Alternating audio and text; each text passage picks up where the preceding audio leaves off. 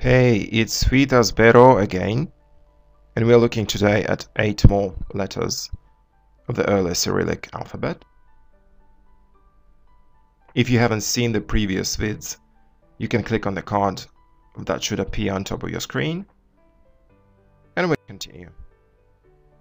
So these letters are pretty peculiar and look nothing like Latin or English letters you know. As usual, we'll see the letters first, and then we'll read words containing them. I remind you that you'll see the traditional writing first, then the modern writing and the sound it indicates, and then an equivalent of the same sound in English if it exists. Okay, first off, this is the letter that produces the sound ts. So it looks like a bit like the letter U, but with a little tail. And it is pronounced as a combination of T and S. So it's just like in cats. Cats, it's ts. Cats. Alright, the next one produces the sound ch, like an English word chat. So it's ch, as in chat. Now the next one looks a little bit like a W, I would say, but it has a horizontal stroke underneath. And it produces the sound sh, just like in shot. Shot, sh, sh. And the last one for this slide is quite interesting. So it looks like the previous one, but it is a combination of sh and ch. So it has that sh shape plus that ch tail. And that tail appears either in between or in the traditional writing system. And it appears on the right-hand side in the modern writing system. So this letter means it produces a double sound of sh, ch plus ch. So we don't have any English equivalent for it, unless you know the Ukrainian beet soup, which is called borscht.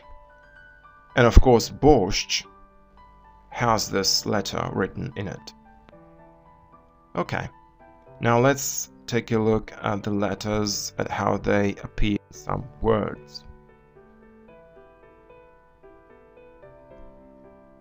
So this first word has two of those letters, a ch and sh, with a in between, so it's chasha. Chasha means a cup. Now, pechi means to cook or to bake. Chiniti, to make or to act. Znaci, it means signs, and specifically in plural because this word has a different ending in singular. So znaci with ts is specifically plural. And the same refers to the next word, vidoci, which means witnesses. And this word is interesting because it has the cognate root in the Slavic word vidoci and the English word witnesses, because the Slavic root is vid and the English root is wit, which are actually cognate roots. So witnesses also in plural. Teścia means mother-in-law, with that strange letter, that combination of sh, teścia. And another word with this letter, jeszcze, which means yet. Alright, the next four letters, they all have the same pattern because they have a vertical stroke and a little ear attached to it below in the right corner, on the right side. but each of these letters has its own variation of that stroke and ear combination. Let's take a look. The first one is a very short You can kind of hear it in the word barrel, so that E represents that short barrel, or you almost don't hear it, barrel. Now this next one looks like the previous one plus an I attached to it. And so it is pronounced as again, English doesn't have an equivalent sound to it, so it's something in between pit and put. You would probably get closer to this sound if you pronounce put with flat lips.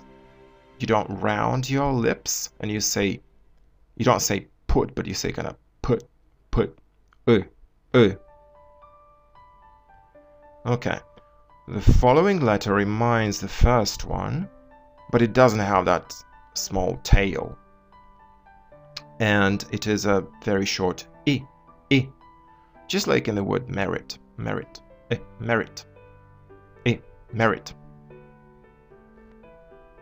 And the last letter for today has sort of the same shape, except the vertical stroke is higher, and it's actually crossed in between, and the sound it produces is E or ear, ear, depending on the dialect.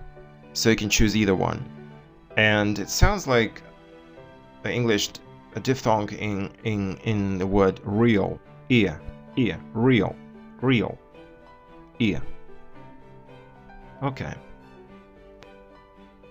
Now let's read a few words containing these letters. So these are very short vowels, right? So it's sunno, sleep, dream. So it's a dream that you see in your sleep, or just the actual process of sleeping. Sunno. Now, if you change that that second letter from to e, it becomes sinno, with full vowels, sinno, which means a sun. It's also a cognate word with the English one.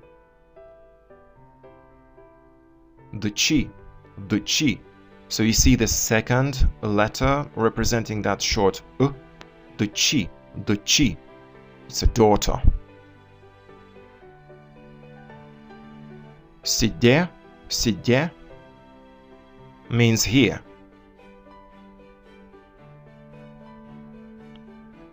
Цена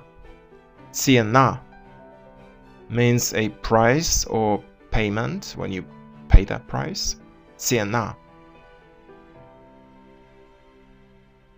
Место. It means a place or a site where something happens. Место. Вече.